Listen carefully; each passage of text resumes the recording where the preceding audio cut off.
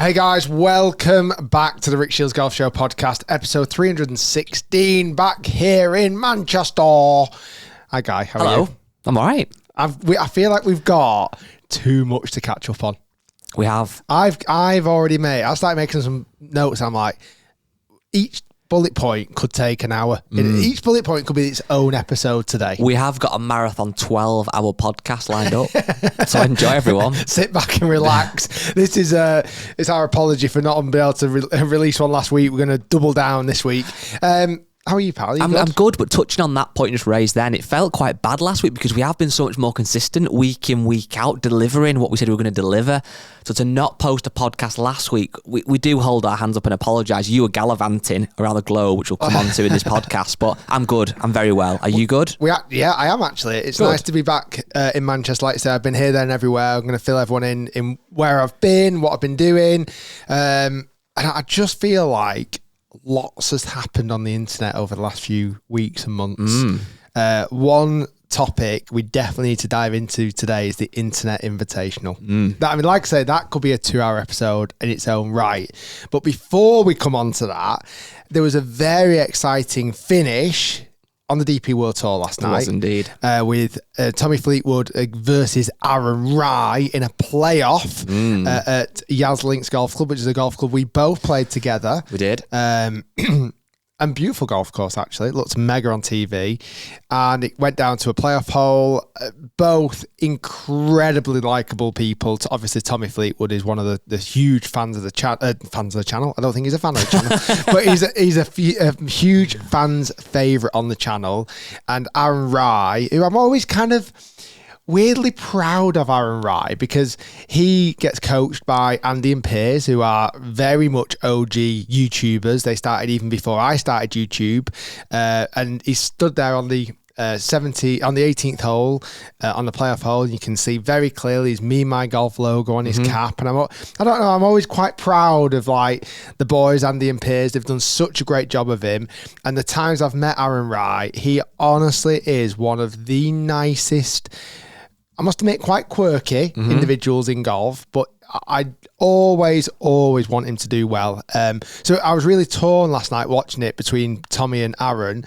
And in some sense, I didn't want either of them to lose, but I also didn't really care to some degree who won. It felt really nice that they were just in that position together. I think there's a couple of things with that for me. Obviously, I would have loved Tommy to win. However, Tommy has won a couple of times this year now, obviously. He's had a great end to this season, hasn't he? On Data Golf, which I would argue is more accurate than the world golf rankings, Tommy Fleetwood is world number 2. Is he really? Just behind Scotty Scheffler. Wow. He has had an incredible year. He's obviously finally won on the PGA Tour. He won very recently on the DP World Tour. And obviously he came within inches of winning again. But I think if he's not going to win, Aaron Rai is somebody who is the next best alternative because, like you said, he's got an amazing story. We touched on it a while ago, how there's a lot of things in his golf bag that are quite quirky, which we'll come on to. One of the most, there was 2 things he's quite notorious for. First, he's the 2 gloves that he wears. The Mac Wets weather gloves, which is strange, but it works for him. Yeah, when it's boiling hot. But it works. And then the second thing is his use of iron head covers, which we have touched on before in the podcast. And to lots of people, iron head covers are very uncool, and certainly for a touring professional who doesn't have to bother about the equipment, to use iron head covers is often seen as a bizarre choice. But apparently that's because when he was much younger, and his father couldn't really afford to buy him premium golf clubs, but I think he did do. He really went all out and bought him some amazing golf clubs that obviously helped him get to where he is today. He put iron head covers on them to make sure that they didn't get damaged. Respect. Naturally what you'd use them for.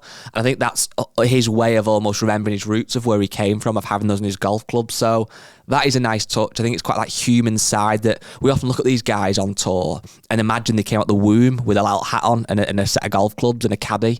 They didn't do. A lot of these guys came from genuine, working class families. He's from Birmingham. Yeah, and to get to where they've got to is testament to his own work ethic, his talent, but obviously his family as well. They've helped him so much. It's one of the things that people talk about with Aaron Rai, how much he grinds, how much he practices. He is often the person who's on the driving range for he's getting kicked off the driving range because they're ready to shut it. He is an absolute grinder.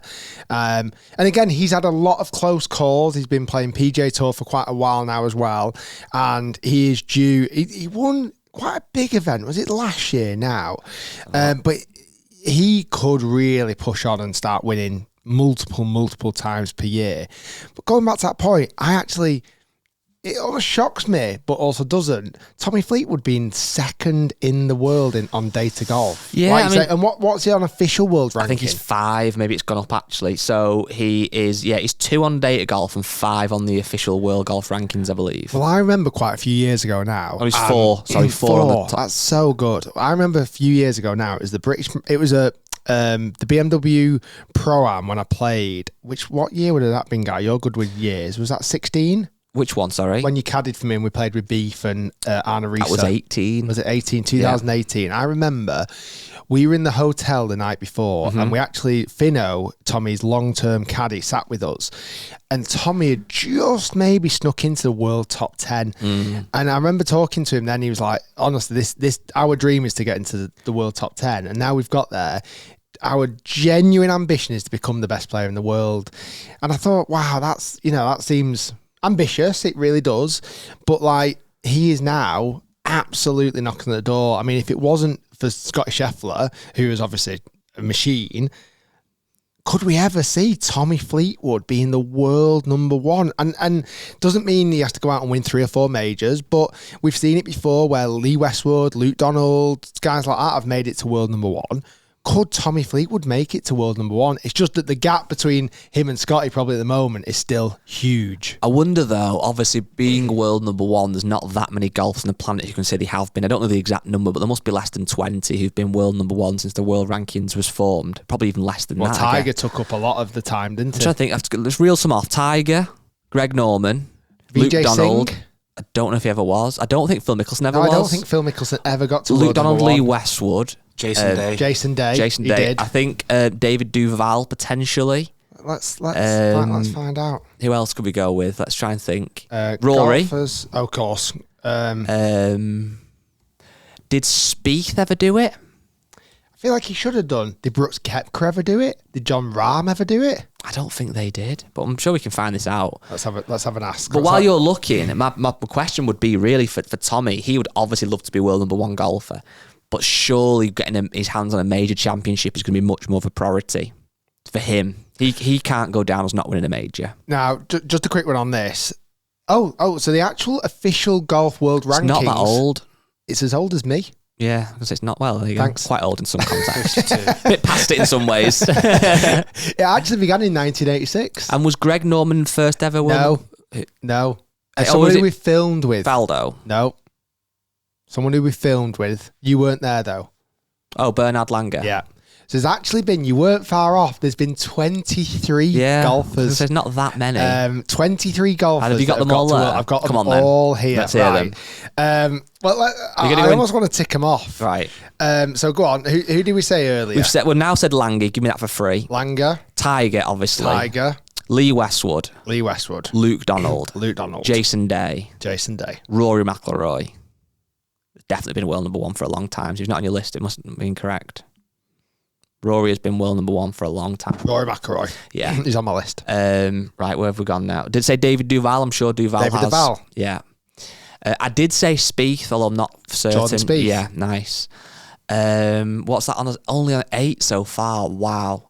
So I don't think you've said Scotty yet. No, so yeah, fair enough. Give you Scotty for free. So let's break it down. Let's go modern era first, because there's quite a few we've not named on the modern era. There's 3 that are back to back that came between Jason Day and Scotty Scheffler, who we've not named. Right, so between Jason Day and Scotty Scheffler, Brooks has got to be on there. Has Brooks been on there? Brooks? Not Brooks. John Rahm? John Rahm. Yeah. So we're up to 10. Let me think. Well, the next 2 get called very often by just their initials. JT? Correct. Yeah, Justin Thomas, yeah. And then one more that always gets called his initials. Dustin Johnson. Correct. Come on. So we're up to 12. Modern era, we've missed probably 2. There's never been a Sergio, has there? No, Sergio Garcia not. There's been 2 in the modern era. And we've not Phil Mickelson. We're saying he's never been world number 1. Never. He's not on this list. How wild is that? It is crazy. Oh, is there like a random one? Not really. No. I probably the most random one. I'm going to give you this one. Martin Keimer. Oh, yeah. It's probably the most random one on this I wouldn't list. have got that, but it does ring a bell. Another quote-unquote random one, Adam Scott. Yeah. Yeah. So that's pretty much the modern era now, okay? So that's now do we have 14 to in the go modern pre-Tiger? era. No, Tiger still kind of... If this is in chronological order, Tiger was number 9. I just said Jim Furyk. Is he a weird one who's been up there? Jim Furyk. And then do we say VJ? VJ is on there. Ernie. Nice. Right. So now you're up to Tiger. Okay, So I'm going to go from Tiger. It went Tiger, David Duval, Yeah. BJ Singh, Ernie Els, Adam Scott, Rory McIlroy, Luke Donald, Lee Westwood, Martin Keimer, Jordan Spieth, Jason Day, DJ, JT, John Rahm, Scotty Scheffler. Can I go with now a pre-Tiger? And we've gone first as well. We obviously got Bernard Langer. Can So I we need two through to 8, and you have mentioned one. I have mentioned one. Yeah. I've not said this one. Faldo. Yeah. Can I go with Justin Leonard? You cannot go with Justin Leonard. No, you can't. Denied. Access denied. Denied. Right. So Ian Woosnam. Ian Woosnam, correct. Yes, I knew he'd been on there. Okay. So Think of a guest that we've had on recently. Billy Foster. So, Seve. Yeah. Probably the time when he started caddy for him when I said, Yeah. "Oh, was he any good at the time?" World number one. Yeah, he was kind of world number 1. He just won 5 majors. So how many have we got left? I can't So many we've left got now 1, 2, 3, 4 names left. And on are these the list. around that Seve era? All around Seve era. One straight after Seve, in between Seve and Faldo. Seve and Faldo. Not a Lazabal. No, Give me American or European. neither. Oh, the Great White Shark. Correct. Greg Norman. Yeah, Then we've got notorious 3 one. back to back to back. After Greg Norman. Between Woosnam and Tiger. Between Woosnam and Tiger. Not Mark O'Meara? No. No. 2 Americans and a... Davis Love? No. No. 2 Americans. They're tough, these 3. These are the hardest 3. Ed, any guesses? Kuchar? No, this is We're going before Ed was born here. This is the problem. This is old now. This is the late 90s. Right, so we need to be about is it not even early 90s? 95-ish. Well, don't forget Tiger. Yeah, of course. Tiger kind of became world number 1 98, didn't he? 99. Right, so pre-Tiger. Let me think now. Not going Mark O'Meara. We're not going Davis Love. Oh, who can it be? I'm going to give you I'm one really clue. going to hate. Go on. Smooth swing. Fred Couples. Correct. Freddie Couples. Right, we're down to 2. 1 American, 1 non-European or American. Right, so if I go for Australian, is that a right wheelhouse or not? No. No. South African. Is that South I've already had African? any else. Zimbabwe?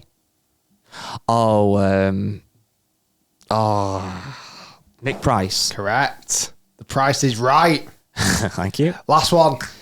This is just before Tiger. And it's America. Yeah. Who did Tiger take the crown off? Who was big before? I keep going back to Davis Love, and you've said it's not him. Is it going to annoy me? No, it's not a dead obvious one. I think this is the hardest Give me name. a bit of a clue then, and then I don't want a huge clue. God, what could even be a clue? Let me just Google that said person just to get some. Right, I want to get this because I'm clues. chuffed if I get this. He's currently 66. Okay. And he's 1.88 meters tall. Did he ever win a major? If If he's not won a major and he was world number 1, that's going to be a tough one. He won the Open. All right, okay. Can you give me That's the year? In 96. The year that he would have been world number 1. 96 Open. Give me a venue. 96 Open was... I should know this. 96 Open. 1996 Open. American. Open Championship. Doesn't actually say. Where was 96 Open? Feels like a year I don't kind of... The can't 96 Open.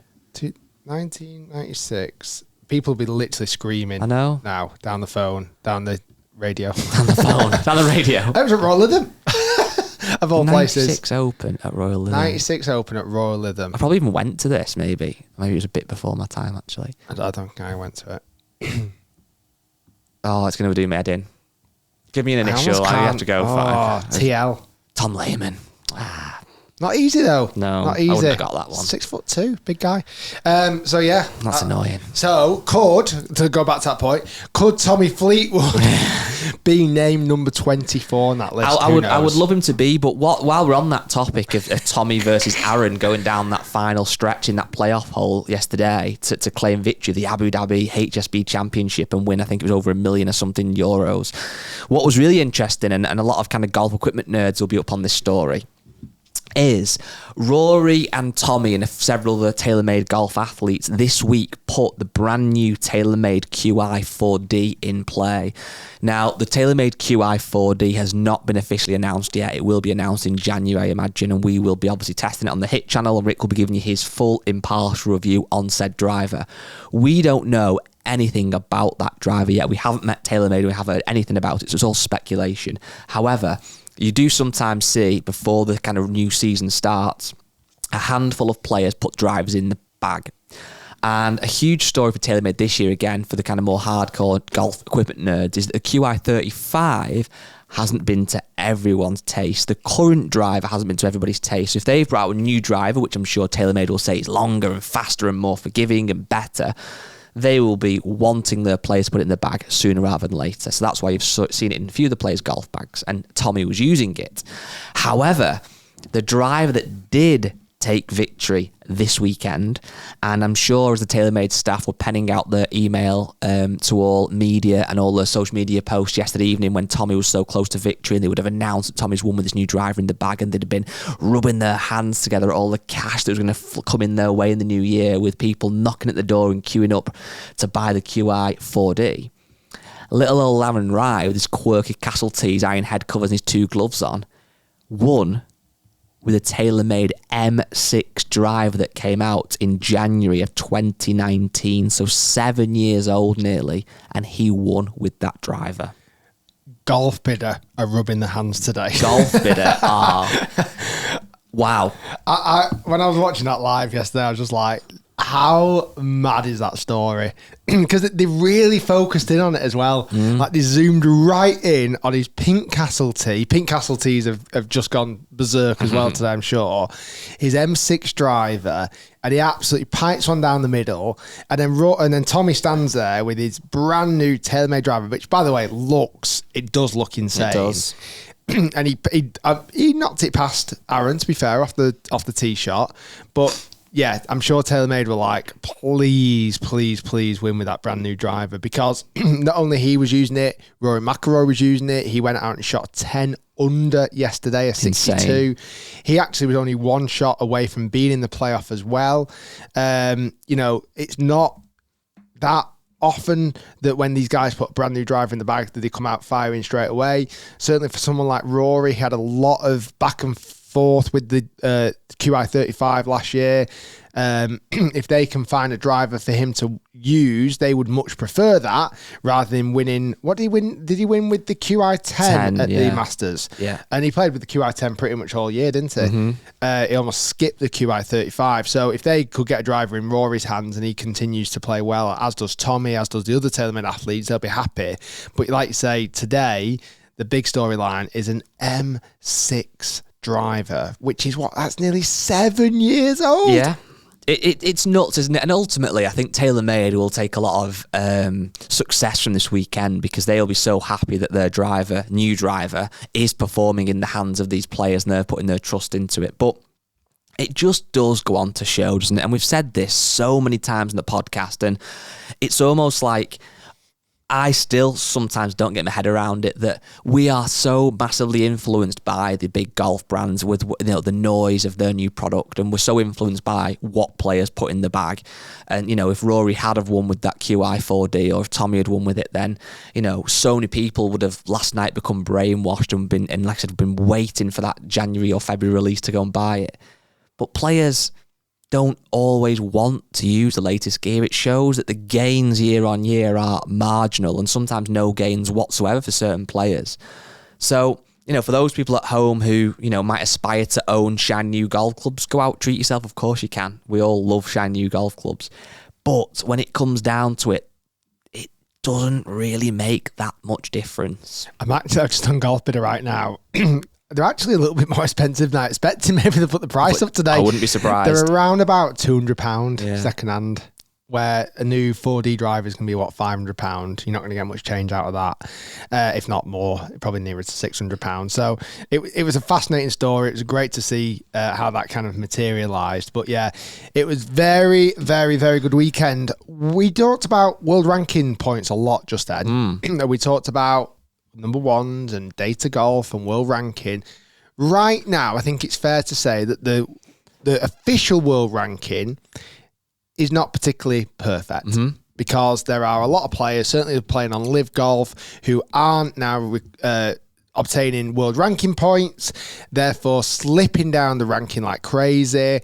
Some have managed to hold on to a position, a strong position. Someone like a John Rahm or a Till Hatton who have still been going out and playing DP World Tour events, etc., etc. You say that. They slipped. Do you know what John Rahm's data golf ranking is? 3. Yes. Do you know what his world ranking is? 37. 71. Wow. I mean, he's not the 70... What do you say? 71. He is not the 71st best player in the world. Bryson's data golf ranking, 7. World ranking, 23. So it's clear to see there's something wrong with that system at the moment. Now, Live Golf announced this week that from next year, from February when it kicks off again in Saudi Arabia, they are now going to 4 rounds of golf, 72 holes. And it's come with mixed emotion online, I would say. First off, the name. People saying, well, should it be called Live Golf anymore? And obviously, caveat, I'm a Live Golf ambassador. You know, obviously, this is just putting that out there right now. But the fact that it should be called, is it XXIV or something now? Because it should be 72 holes, because Live in Roman numerals is 54. However, I saw something online. Is that not supposed to be 54 for the perfect golf score? Because 18 birdies would be 54. Well, you could twist it onto that as well, definitely. But it was obviously 54 holes, perfect score being 54, this, that, and the other. But it's now going to 72 holes. A lot of player statements came out who are on Live Golf, who are obviously supporting it. Rory McIlroy branded it as peculiar. He doesn't think it affects world ranking points, but surely it does if you're doing 72 holes, because that was a sticking point for world ranking points, that they're only playing 54 holes. They are now creating pathways for more players to be joining. They're talking now about potentially, if this was official or something I read, but they're looking at being 57 players next year. You know, there are qualifying events taking place in January that players can actually participate to become players on Live Golf, professional golfers of a certain standard. It certainly seems to be moving into a different direction, a new chapter for Live Golf. I'm intrigued to see how it's going to pan out, because I think at certain venues, like Adelaide, will love an extra day. I mean, honestly, Friday, Saturday, Sunday, you could have sold it out five more times. I think other venues, it might just be quite interesting to see how that audience, hopefully it picks up more audience to go, great, I'm going to go for another day. They're going to go for a Thursday, Friday, Saturday, Sunday, potentially. It's just a very bold move, new chapter. Excited to see what it all means. One thing I did see that Rory also said that I thought was very interesting is that, let's just say it announces for the new year that Liv do get world ranking points. One of the things you still have to try and combat, or the world ranking have to adjust, is that, say if, you know, when you have these events that do have world ranking points, but they're very, very low. So like, I don't know. Like back in the day, the World Championships, what they used to be called now? The limited field. No, but even like smaller, like, you know, when like the one that Peter Finch did well and recently made a cut. The Egypt Open. Yeah, something like that, where there is world ranking points, but they're not very obviously big. If you win that event and you don't get many world ranking points, the reason is because the field isn't a strong field, so therefore your points are fewer, which makes sense, doesn't it? Whereas if you won a massive event like the Open, you get loads more. So Rory's point was that because the guys on Live have had their own world ranking so much destroyed, essentially, like John Rahm being 71 in the world, that even if you won a Live event and it does have world ranking points, the weighting of them won't be that big anyway. Yeah. Are you with me? Yeah. And also, I wonder if that puts such a premium price tag on players who are currently world ranked really high. Well, yeah. Because let's say you are now a top 10 player in the world. You've become very attractive to Live Golf. Oh, yeah. Because if you're now playing on Live, your boosting that world ranking pot effectively. So for more players to play. Yeah, I mean, that's a very, very good point. Who is the highest ranked live golf player on world ranking? I think it's Bryson at 23. The only weird one though actually is, in fact, it's Tyrrell. So Tyrrell is the flip. Tyrrell's data golf ranking is 23, but his world ranking is 21. So he's higher up on the world rankings. Obviously, he has done a lot of DP World Tour stuff. I mean, the only thing is when you do look down the leaderboard of either data golf or world golf ranking, Liv have got some incredible players. John Rahm obviously being an exception. Bryson being another one. Victor Hovland, because I was looking at his name. Who have I just mentioned? Tyrrell Hatton. There's loads of names up there. Joaquin Neiman. But there is obviously still more depth on the PJ Tour. So, do Liv still need a couple of those players to come over, do you think? What is the net? I mean, obviously you don't know and you probably wouldn't be able to say anyway, but do you still think Liv need a couple more players? I would like to see some big name signings this off-season. There was lots of rumours about Minwoo Lee. Yeah, he's come out and he has seemed to squash those rumours, quite aggressively squash those rumours as well. He actually put a Instagram out today and it was like the Wolf of Wall Street, I ain't leaving, with his face on that.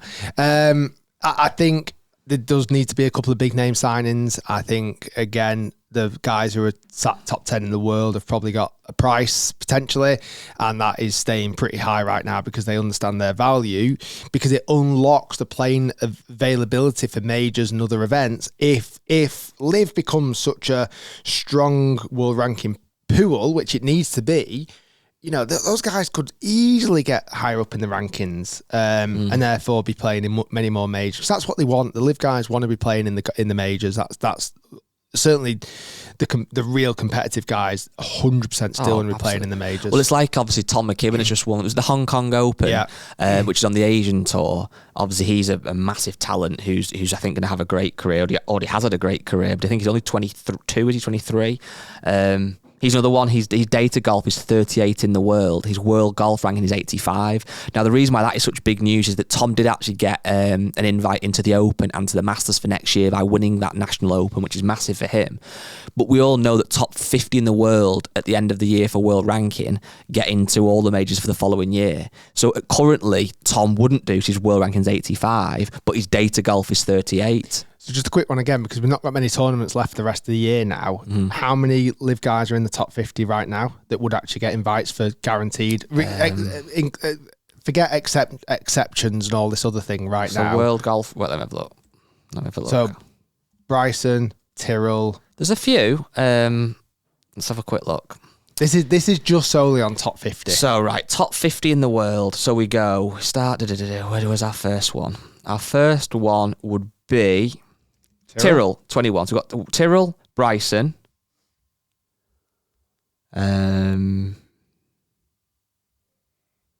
Patrick Reed. Yeah. Now, again, some of these are going to be getting into the Opens anyway. That's it. Wow. Yeah. Very interesting. Very interesting. Just indeed. another note on that, though. Somebody else who's creeping up the world golf rankings like a bit of a silent assassin, had a great weekend this weekend, is Ben Griffin. So Ben Griffin, who I'll be honest, I didn't know much about really until the Ryder Cup. I knew he'd had a decent year and stuff, but he's now won his third event of the year, 3 times on the PJ Tour. He won the Worldwide Technology Championship in Mexico with 29 under score for 4 rounds, which is outrageous. But another player that's kind of just seems to have just, over the last year or so, come out of nowhere. Certainly to me, I don't watch loads of PJ Tour golf. I watch the big events, of course, but I don't watch it week in, week out. He is now, the kind of golfer who is top 10 in the world on the world golf ranking. He could walk into most golf clubs around here. I bet people wouldn't know who he is, let's be honest. But fair dues. What a great season he's had. Unbelievable season. I want to talk about next. I'll tell you what, before we get onto the Internet Invitational, because again, that could be a lot. I had a fascinating week last week, Guy, as you know. I was in Vietnam. You were? Of all places. Vietnam, over the last 20 years, have built something around about 60 odd golf courses. Wow. And I went there to go and inspect like a mystery diner, like a mystery shopper. I went to go and check out some of these golf courses, and I've got to say, I was very, very impressed. very, very impressed. We filmed a little almost mini documentary which out in the next couple of weeks. This idea of, is Vietnam this kind of almost hidden golf destination? And again, it's got 60 odd golf courses right now. They're planning to build another 100 in the very near future.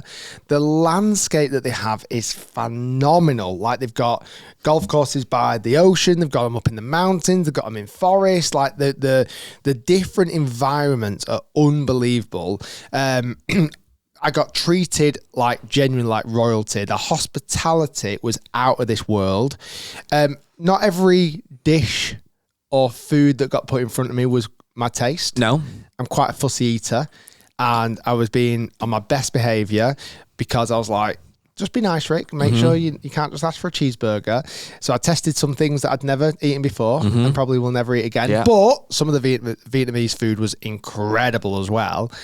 I'll tell you a funny story, though. I figured out something. I've still not been drinking, okay? I'm now coming very close to 500 days. Wow. Not drinking. I think it's next Monday. And again, being polite, being nice, we went out for this big gala dinner, okay? One of the evenings, big gala dinners, 20 of us on this table, right? So all the wine starts getting poured, all the red wine starts getting poured, right? And again, I'm trying to be polite. I'm not going to say, oh no, I'm not drinking, because I don't want to offend anyone, or I don't know how, this, that and the other. So I thought I'll be able to fake this. I don't need to drink it. I'll be fine. So before we, as most nations do, cheers. Took a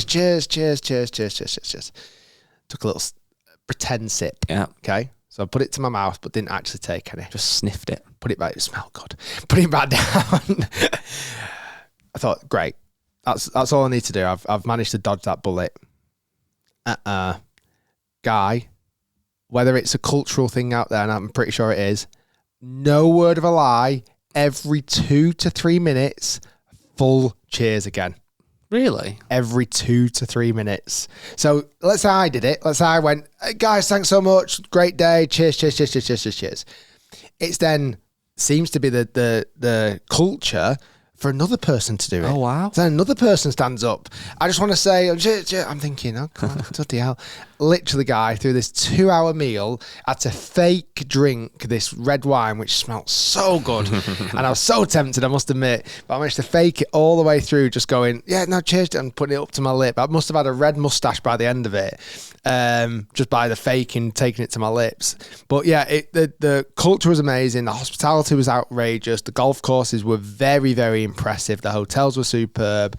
And I could envision in the next few years, Vietnam genuinely being a consideration for golf destination. Wow. Because it is, honestly, some of the golf courses are amazing. Got night golf, links style golf courses, like I say, tree line golf courses.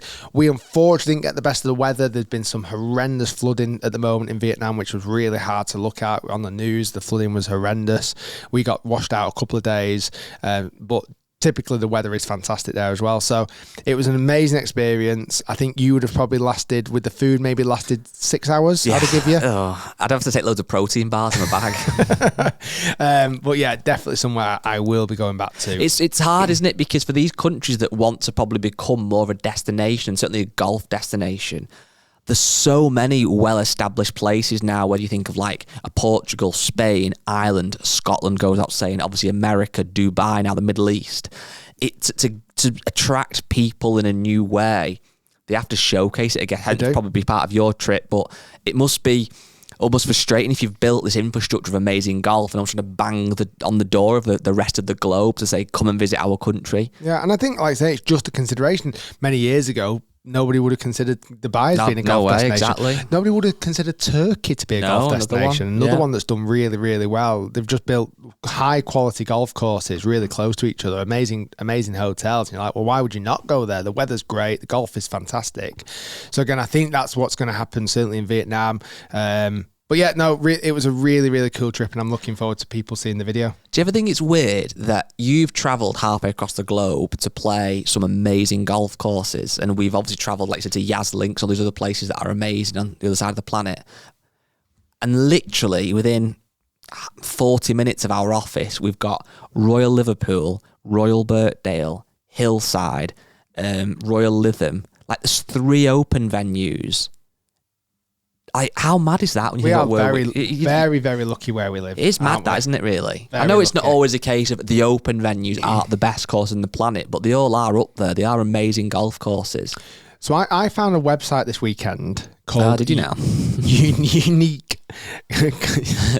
Rick's, is that why your right bicep looks absolutely massive? Uniquecourses.com. Okay. And to be honest, my hand is hurting on this website. Uniquecourses.com. Okay. And effectively, it's this website that you sign up to. I'm pretty sure it's free. And you get a list of golf courses, and slowly but surely, you go along and tick off the ones that you've played. Oh, that's quite cool. And are they all unique? Yeah, I don't know why it's called Unique, actually. No, they're not. They're just normal golf courses. Oh, right. So I did this. It probably took me about an hour and a half. Oh, my gosh. Okay. But it gave me some interesting data. Right. Right. Top 100 courses I've played.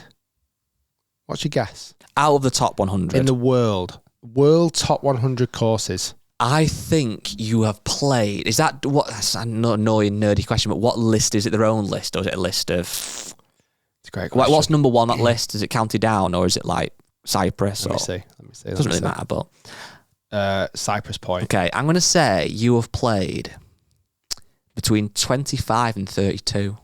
Ooh. So I'll go 30. Not horrendous. Go on. 20. Yeah. So I played 20 of the 100 top course in the world. And interesting, There's a lot in America, isn't there? Lot. Like, it's an Olympic club and stuff So, like that. again on this list, Cypress Point, Pine Valley, Royal County Down, Shinnecock Hills, National Golf Links of That's America, the one I was Royal thinking of. Melbourne, St Andrews Links, Oakmont, Augusta. It's like the cool thing in it not to put Augusta that high. Augusta's 16. Yeah, of course it is. Rubbish. And it also tells you how many people have actually played them all. So there's actually a guy on here called Pud. How did I read that so badly? What's his name? Paul.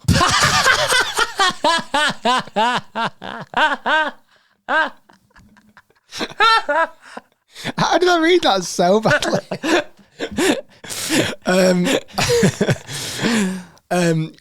To be honest, his surname, Paul Rudovitsky, has apparently played all 100. Wow. In the UK, Clyde Johnson has played as the most. He's played 65. Wow. So I'm on this list. Oh, you can actually see where you are on this list. You were nobody on that list. Oh, why has it gone to? I want just UK. All players, no. UK.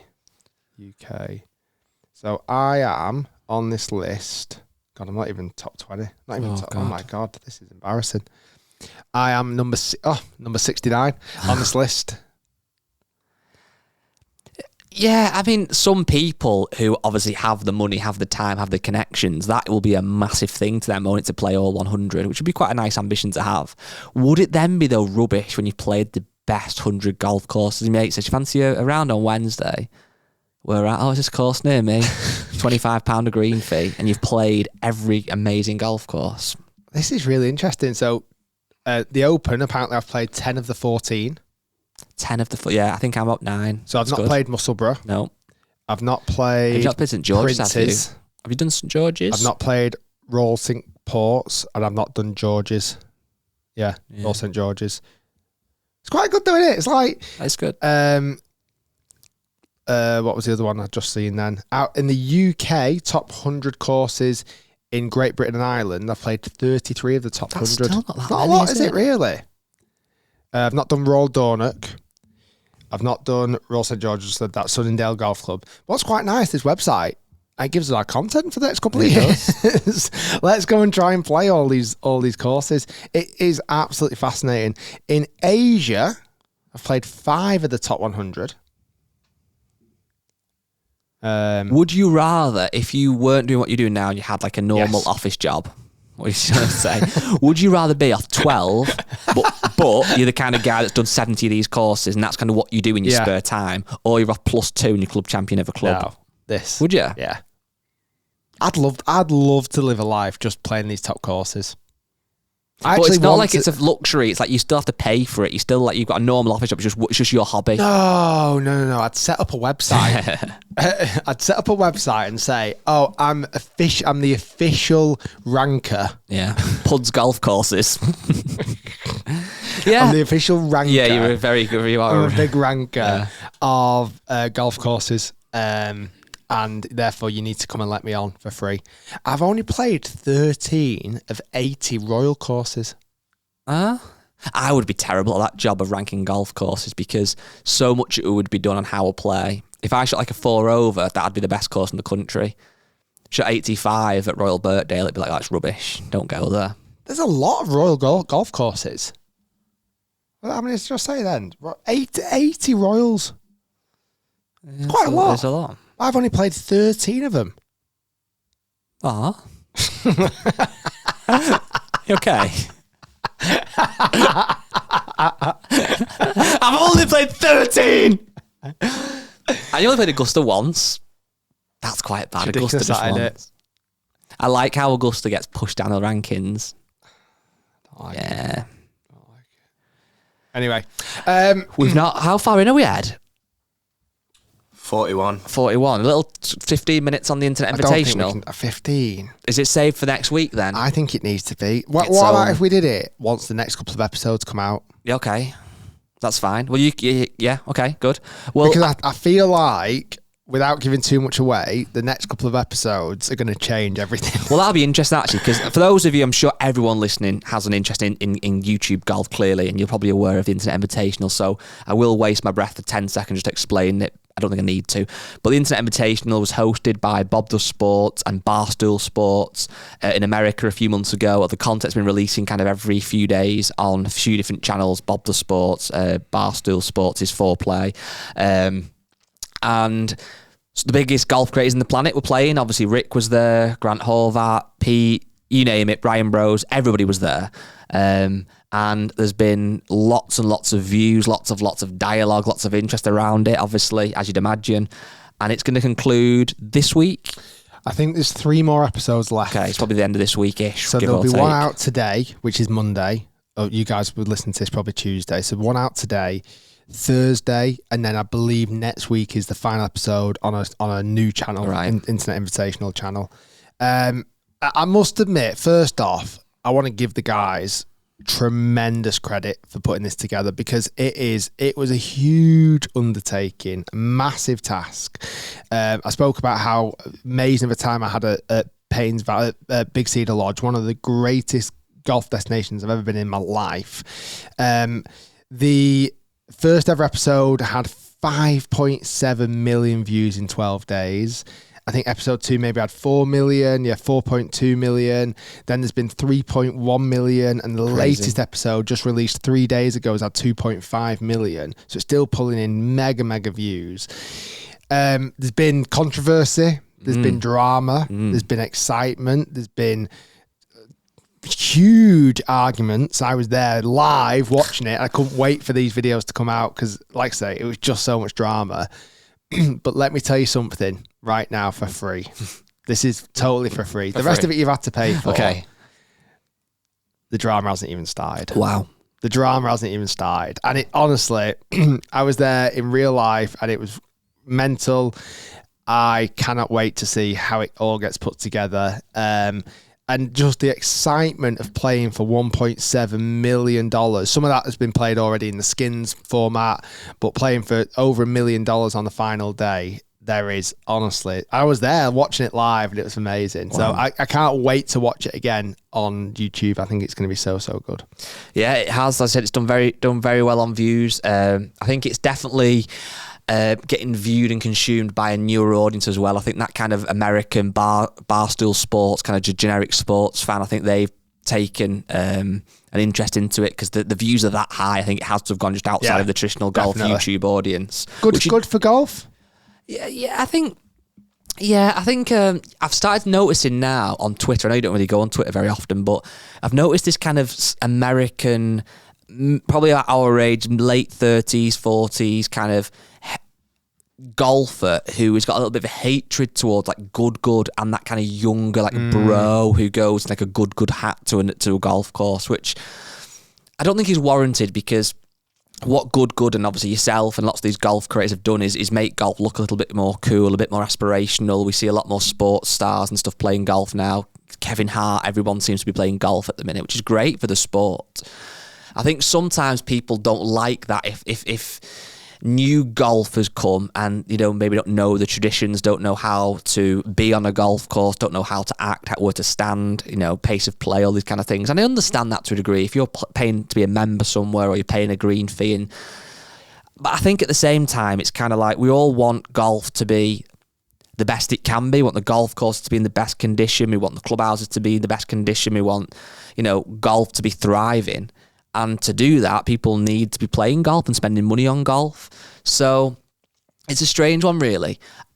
I do think some golfers, and probably me included actually in this a little bit, do kind of want it to be our sport, my sport. You know, I grew up being rubbish at football. I'm not great at golf, but better at golf than I am at football. So growing up, because golf was quite unusual to play, it was kind of my thing. And then when more people play, you think, oh, that's my thing, golf. I'm a golfer. I play golf. But that's quite a small-minded take, I think, really, isn't it? I think more people playing is a good thing. I think golf's changed as well.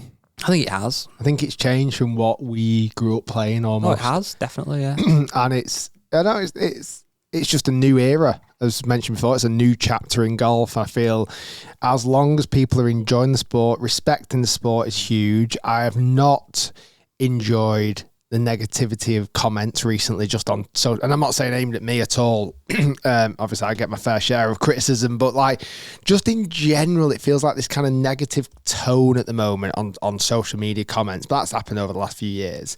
But I think just enjoy for what it is. It's golf at the end of the day, and it's you know, it was hard to watch how much hatred Luke Kwon was getting after him sleeping in. Listen, he was on my team, my buddy. I was annoyed with the guy, but how far it went after that was I think it was fantastic for his brand, though. Do you think? I think he's led into it nicely. No, but me and Ed off camera speaking about this the other day, without, you know, Luke Kwon is an unbelievable golfer, right? But he's even said himself, he essentially was a failed tour pro who's turned to YouTube. And that's not a criticism, that's just a fact. And he's done a great thing by doing that, because what would he rather be doing? Trying to grind on, I think he was on the China tour and maybe making the odd cut here and there, or go on to YouTube, become a superstar, make a lot more money and, you know, live a great lifestyle. So fair play to Luke Kwon. However, with that being said, Luke Kwon's had a strong audience and a bit of a cult audience to some degree. But now he is, in the world of golf YouTube fans and viewer, he's become a household name pretty much overnight. How the Barstool Sports guys have been talking about him, promoting him. And, you know, in the short term, he's took a lot of flack, he has, and a lot of negativity. But that has just elevated his worth and his brand, as sad as that sounds, tenfold. Like, you know, how many more people now know who Luke Kwon is? I think it's crazy. I think he's done well to lean into the fact of his mistake. But I mean, at the end of the day, this is the thing. He had a long time to think about it, because it took so long. I know he did. But also, let's not forget, this is a world where there's all sorts of things happening across the world, obviously in people's lives. The lad has overslept for a tee time in a golf match. It's not a big deal. It's testament to the world of YouTube golf, how many people watched it and how many people cared.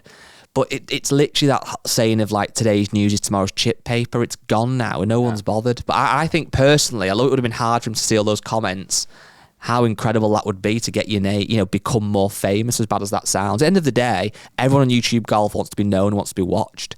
I think the only thing I would say, and it's just the case of the internet, with YouTube golf now and this Invitational reaching this broader audience and getting so many more views, I think with that does come more potential negativity. Just a fact.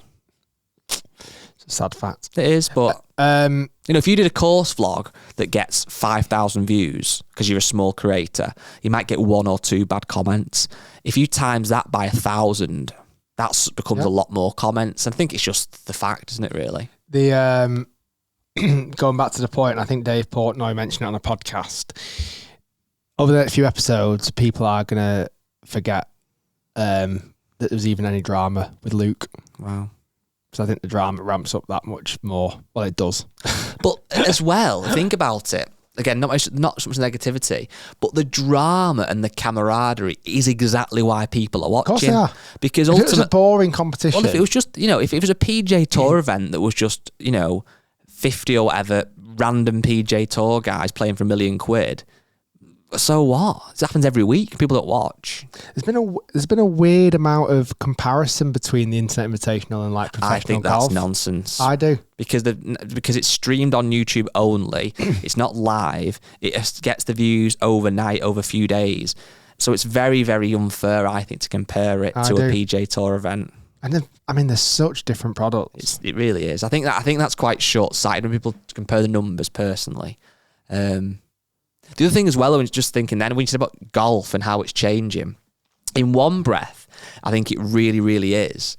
But then at the same breath, I could rock up today at so many golf courses up and down the UK, and the membership, I know people are in work, but maybe even a weekend, would still be older gentlemen typically. Like, you don't still see as much of it coming through maybe in the UK.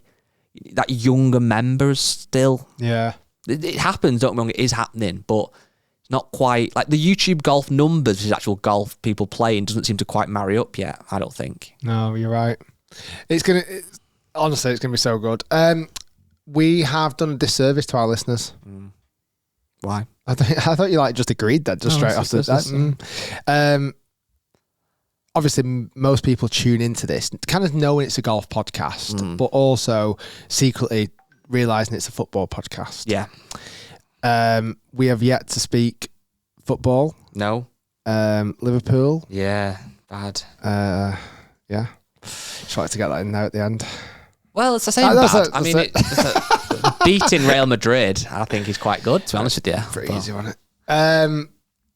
Anyway, I was gutted I wasn't here for the day after the United-Liverpool match. But it's not really that good because I'm not that bothered about football. I know, but it's nice. I like it, but... It's nice. You are when you win, though, so... well, that's why I love it, though. I'm bothered when we win, I'm chuffed. But when we lose, I'm like, yeah, whatever. I suddenly pick up paddle if we start losing again. I've not played paddle for so long. Anyway, guys, thanks for listening. Thanks for watching. We'll dive into Invitational. I think we'll need to do a full episode on its own. And then once all the content is out, and I'll give you all the juicy gossip, what wasn't aired on screens. Guys, thanks for listening. Thanks for watching. We'll see you all next week. Peace.